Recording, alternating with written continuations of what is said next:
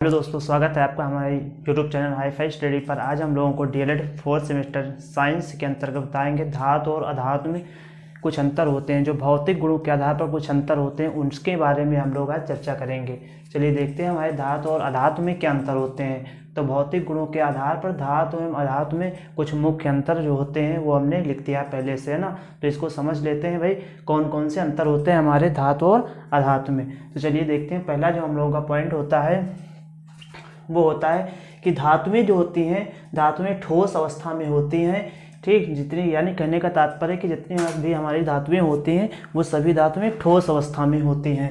लेकिन पारा को छोड़कर, ठीक, जो हमारा पारा होता है वो एक ऐसी धातु होती है जो द्रव अवस्था में पाई जाती है, यानी कि लिक्विड अवस्था में पाई जाती है। इसलिए हमने उसको भी लिख दिया है ताकि आप लोगों को याद रहे कि धातुएं ठोस अवस्था में होती हैं केवल पारा को छोड़कर ना।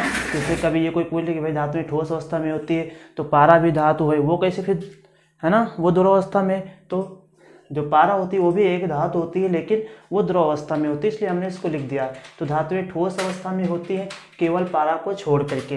तो कौन कौन सी धातुएं होती हैं, जैसे एजी हो गया, एओ, कापर हो गया, सोडियम हो गया, ये सभी हमारी जो धातुएं होती हैं ये सब धातुएं ठोस अवस्था में होती हैं। इसके बाद अगला पॉइंट हम देखते हैं अधातु में। देखते हैं नॉन मेटल में। इसमें क्या होता है कि जो हमारी अधातुएं होती हैं वो ठोस, द्रव एवं गैस तीनों अवस्थाओं में पाई जाती हैं। यानी कि जो हमारी अधातुएं होती हैं वो ठोस, द्रव और गैस तीनों अवस्थाओं में पाई जाती हैं। तो ठोस अवस्था में जैसे गैस, ठोस अवस्था में गंधक, जो हमारा अधातु होती है गंधक, वो ठोस अवस्था में पाई जाती है। द्रव अवस्था में ब्रोमीन पाई जाती है हमारी, और गैस अवस्था में, ठीक।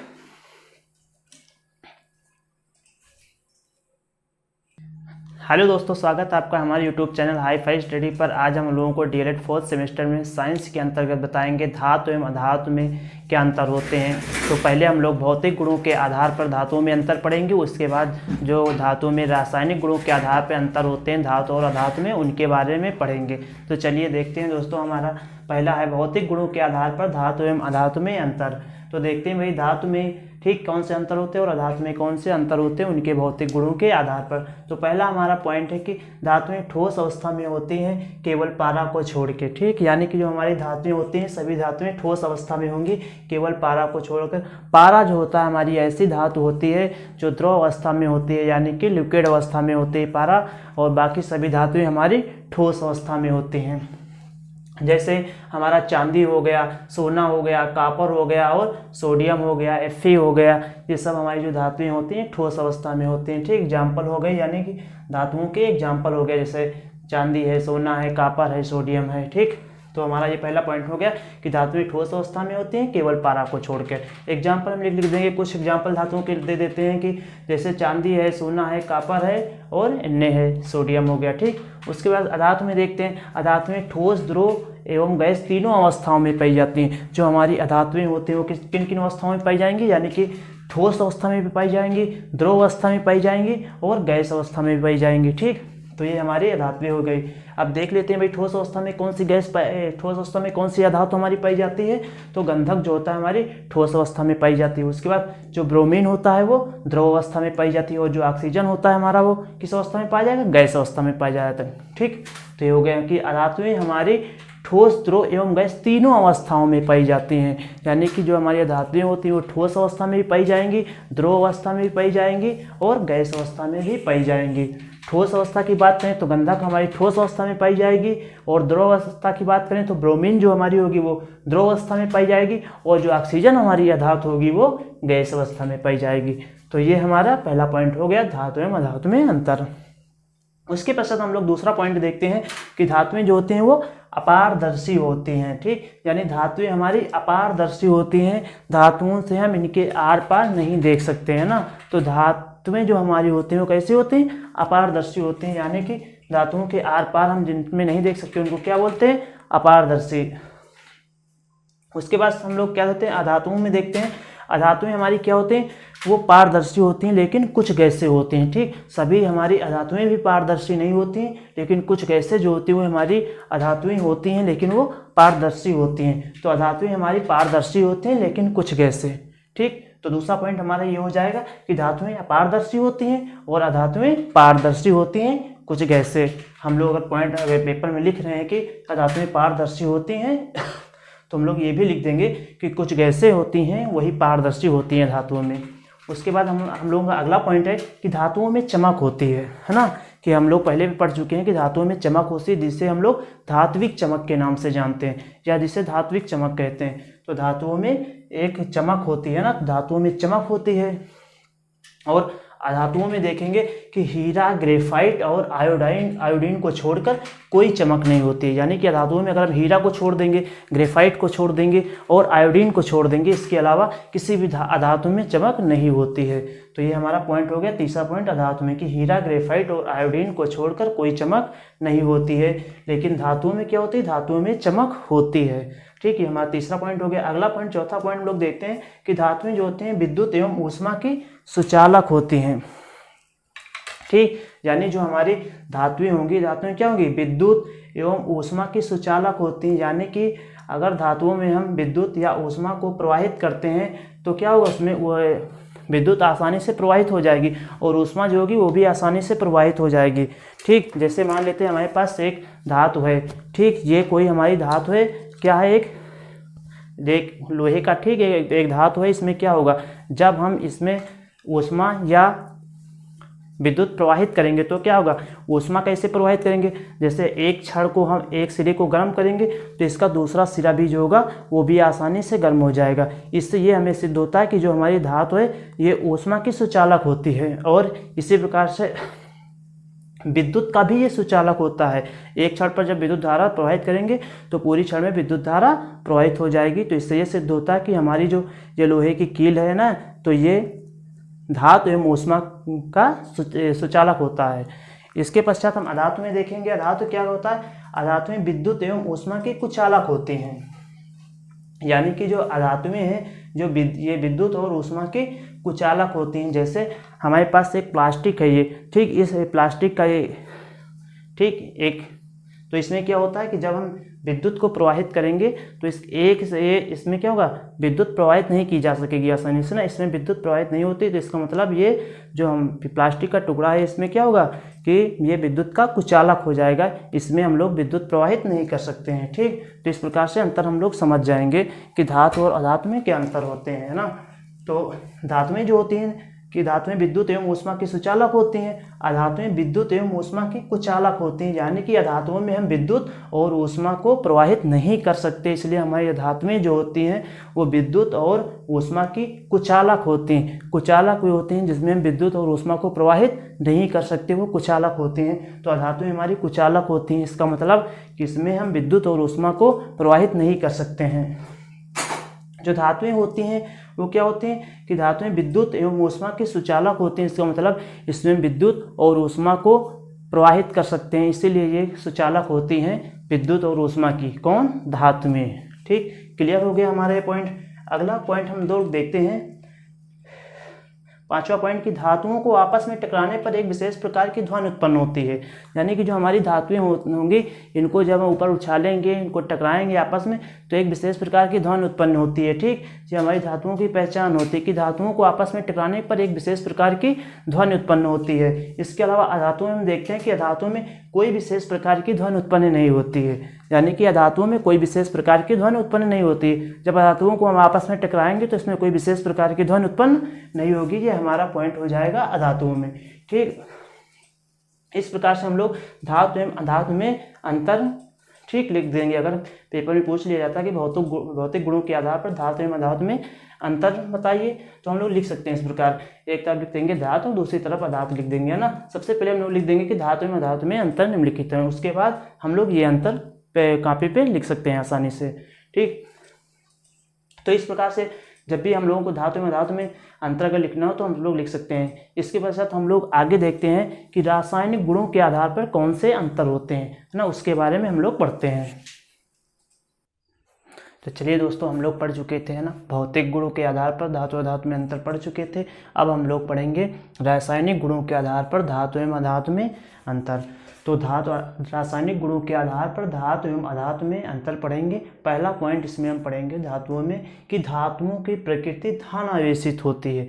कैसी होती है, यानी कि जो धातुओं की प्रकृति होती है वो धन आवेशित होती है, यानी कि धन आयन होता है धातुओं पर। ठीक, जैसे हमारा धातु सोडियम हो गया, तो सोडियम पर कौन सा आयन होता है, सोडियम पर धन आयन होता है, धन आवेशित चार्ज होता है। और पोटेशियम हो गया, कैसा चार्ज होता है, धन आवेशित होता है। तो धातुओं की प्रकृति कैसी होती है, धन आवेशित होती है।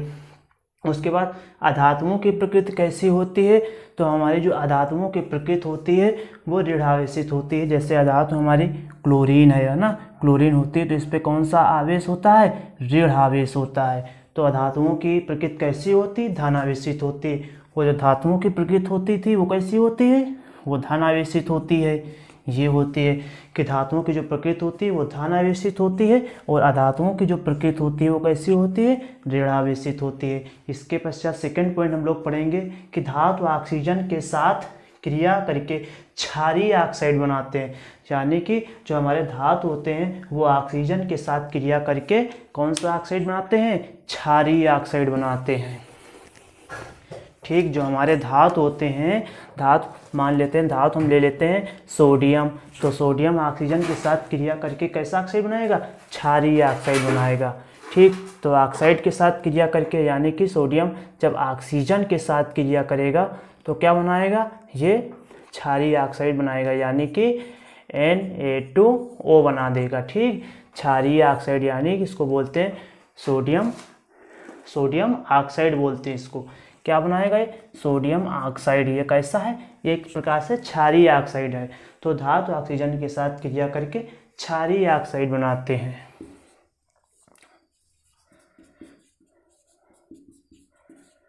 Sodium oxide. ठीक, तो धातु जो होते हैं हमारे वो कैसा ऑक्साइड बनाएंगे, धातु ऑक्सीजन के साथ क्रिया करके क्षारीय ऑक्साइड बनाते हैं।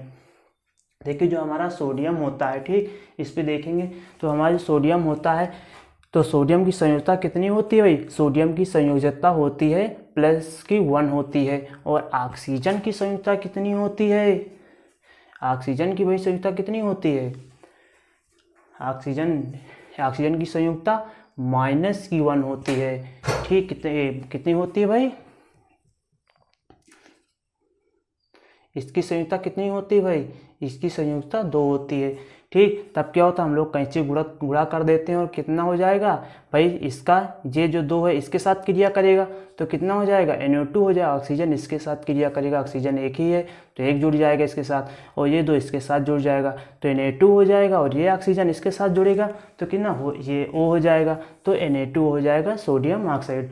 तो जो धातु होती है वो ऑक्सीजन के साथ क्रिया करके क्षारीय ऑक्साइड बनाता है। उसके बाद जो अधातु होते हैं, ठीक, अधातु ऑक्सीजन के साथ क्रिया करके अम्लीय ऑक्साइड बनाते हैं, यानी कि जो हमारे अधातु होते हैं, जैसे हम ले लेते हैं अधातु कार्बन। ठीक, कार्बन ले लिए, हमारा कार्बन क्या है, एक प्रकार से अधातु होता है। यह ऑक्सीजन के साथ जब क्रिया करेगा क्या करेगा भाई, ये ऑक्सीजन के साथ क्रिया करेगा तो क्या बनाएगा, CO2 बना देगा भाई, क्या बना देगा, CO2, यानी कि कार्बन ऑक्साइड बना देगा ऑक्सीजन के साथ क्रिया करके, जो कैसा होगा वो ऑक्साइड अम्लीय होगा। ठीक, तो ये हमारा हो गया, अधातु ऑक्सीजन के साथ क्रिया करके अम्लीय ऑक्साइड बनाते हैं। इसके पश्चात तीसरा पॉइंट हम लोग पढ़ते हैं कि धातु अम्ल के साथ क्रिया करके H2 विस्थापित कर देते हैं, यानी कि जो धातु होते हैं वो अम्ल के साथ क्रिया करके हाइड्रोजन को विस्थापित कर देते हैं। ठीक, यानी कि कह रहा है कि जो हमारे धातु होते हैं वो धातु अम्ल के साथ क्रिया करके H2 विस्थापित कर देते हैं। ठीक, जैसे हमारा धातु हो गया सोडियम, अब भाई अम्ल के साथ क्रिया करेगा।